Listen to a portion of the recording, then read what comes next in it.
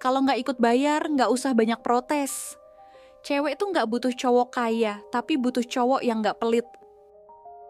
Pacar yang nggak modal itu ngapain dipertahanin? Di zaman sekarang, sepertinya hubungan sudah nggak lagi sebatas perasaan. Ada harga yang harus dibayar. Ada standar finansial yang harus dipenuhi. Frasa, selain donatur dilarang ngatur, mendadak viral setelah selebgram Michelle Halim mengeluarkan pernyataan kontroversial. Banyak yang setuju, tapi nggak sedikit yang merasa kalau hubungan sekarang makin materialistis. Pertanyaannya, apakah hubungan itu memang seharusnya ada transaksinya? Atau ini cuma refleksi dari cara kita melihat cinta yang semakin berubah? Mari kita bahas lebih dalam.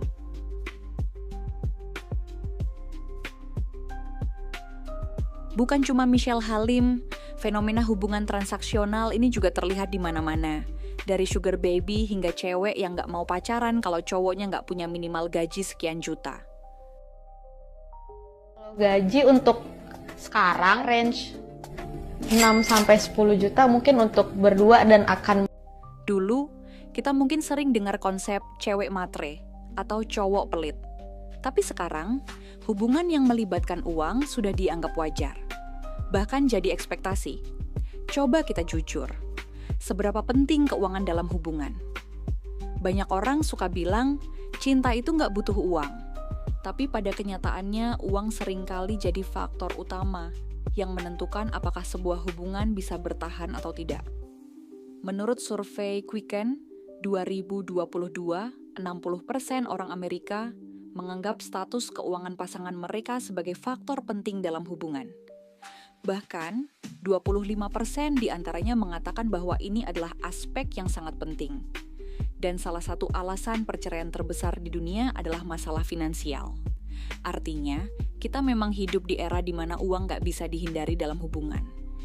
Tapi, sejak kapan cinta mulai dihitung pakai angka?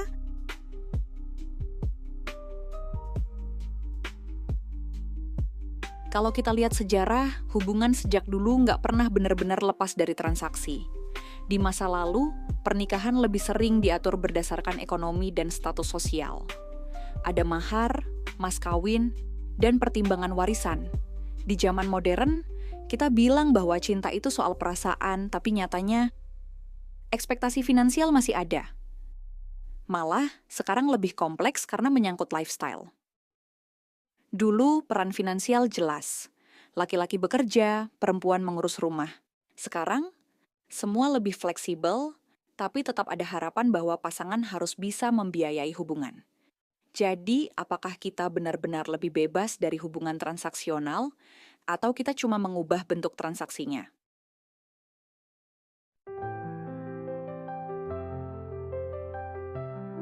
Sekarang mari kita bahas inti dari perdebatan ini. Kalau salah satu pihak lebih banyak bayar, apakah dia berhak lebih mengatur? Banyak orang berpikir bahwa yang membayar lebih punya hak lebih besar. Ini berlaku di hubungan, di tempat kerja, bahkan dalam politik. Tapi di dalam hubungan yang sehat, apakah ini masih relevan? Masalahnya, ketika uang jadi alat kontrol dalam hubungan, kita masuk ke area yang lebih berbahaya. Financial abuse. Financial abuse terjadi ketika salah satu pasangan menggunakan uang sebagai alat kekuasaan, membatasi akses keuangan pasangannya, mengatur keputusan pasangan hanya karena dia yang lebih banyak bayar, membuat pasangannya merasa berhutang budi dalam hubungan. Kasusnya bukan cuma terjadi di hubungan sugar baby atau pernikahan tidak sehat. Banyak pasangan yang nggak sadar kalau mereka sudah masuk ke dalam pola ini. Lalu, kalau konsep selain donatur dilarang ngatur ini diterapkan secara ekstrem, apakah itu sehat?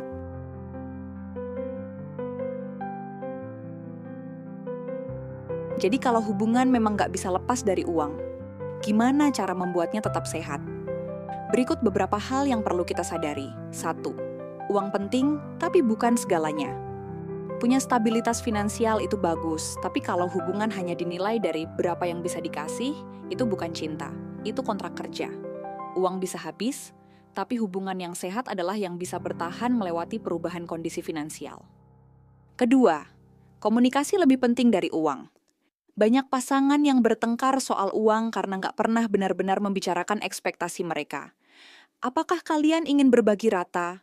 Apakah ada perbedaan finansial yang harus disepakati? Transparansi itu kunci agar hubungan tetap sehat. 3. Jangan biarkan uang jadi alat kontrol. Siapa yang membayar lebih dalam hubungan nggak boleh jadi alasan untuk mengatur hidup pasangan. Hubungan itu harus tentang kemitraan, bukan tentang siapa yang berkuasa karena lebih banyak memberi secara materi. Pada akhirnya, hubungan yang sehat adalah hubungan yang adil, seimbang, dan saling mendukung. Bukan sekadar siapa yang bayar lebih banyak, tapi bagaimana pasangan bisa saling membantu tanpa harus merasa membeli atau dibeli dalam hubungan. Kalau kita mau hubungan yang langgeng, kita harus paham bahwa cinta dan uang bisa berjalan berdampingan. Tapi bukan berarti cinta harus dihitung dengan uang. Apa yang bisa kita pelajari dari fenomena ini? Fenomena selain donatur dilarang ngatur, sebenarnya mencerminkan realitas bahwa uang memang punya peran dalam hubungan. Tapi kalau kita terlalu fokus pada aspek finansial, kita bisa kehilangan esensi dari sebuah hubungan yang sehat. Yang perlu kita tanyakan ke diri sendiri, apakah kita membangun hubungan berdasarkan nilai dan visi yang sama, atau hanya berdasarkan keuntungan materi? Apakah kita mencari pasangan yang bisa mendukung kita secara emosional, atau hanya yang bisa membiayai gaya hidup kita? Apakah kita ingin mencintai seseorang, atau hanya ingin disponsori? Karena pada akhirnya, hubungan yang kuat bukan tentang siapa yang bayar lebih banyak, tapi tentang bagaimana pasangan bisa bertahan menghadapi segala kondisi, dengan atau tanpa uang. Jadi, setelah melihat fenomena ini dari berbagai sisi, apa menurut kalian hubungan itu harus selalu ada transaksinya? Apakah selain donatur dilarang ngatur adalah konsep yang masuk akal? Atau ini cuma ilusi dari hubungan modern yang makin bergeser ke arah kapitalisme? Statement-statement kayak begitu Coba yang share akhirnya pendapat membuat banyak kalian orang di berpikir kalau komentar. perempuan itu bodoh. Padahal